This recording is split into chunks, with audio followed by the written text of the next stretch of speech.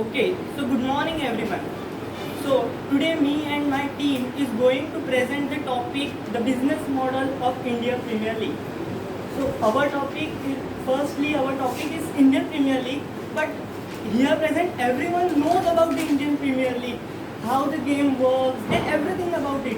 But no one present here know about its business model. So we try to present the business model over here. So, the business model of Indian Premier League consists of various aspects. From that, the main three aspects are the media rights, title sponsorships, and prize money. Okay, the media rights. Okay, the media rights are one of the major sources of Indian Premier League, of major sources of income of Indian Premier League. So firstly, the question may be hitting your mind that what are media rights and how it is the major source. So I would like to present a story in front of you which will make you easy to understand about the media rights. So suppose I am conducting a program, a series of program, okay, and some of my friends are broadcasting it on the television. For example, my friend Mohit is presenting it on his channel GPT Maza. Tanish Kulkarni is presenting it on his channel GPT Tuza. And Pooja is presenting it on her channel GPT Sagyansa. So firstly, so they are in competition and they are broadcasting my event on their channel. So Mohit was irritated from this worthy competition. He is not getting a favorable profit due to this competition. So he decided, let us kill the competition. So he came to me and told me, Shreyas, I am frustrated from this, okay, and I want to kill this competition. So he told me that let us sign a contract in which it is written as that no other than him could be able to broadcast my event. So okay, so this contract means the media rights. He bought the media rights from me and he will in return give me 1 crore rupees.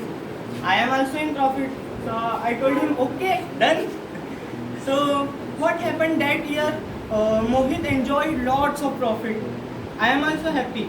But then Pooja decided it's not okay yaar.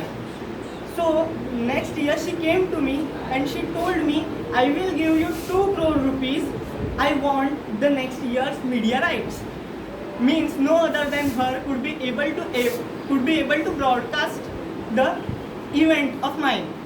Okay, so that happened and next time Kulkarni came and the series goes on. So I want to ask you all that in this story which character was most profitable and whose profit is continuously growing? Mine. Yes. Correct. Here came my point. These are the media rights and why it is continuously growing. This is the point due to the internal rivalry. I am not giving them means for small events the people give them money ki please record and they will present or they will make a film on it. Here it is not like that. My event is very popular, therefore the media is going to pay me to record the event, to broadcast the event. So this was about the media rights. So I would like to hand over the steering wheel of the presentation to Miss Siddhi Borole. Thank you.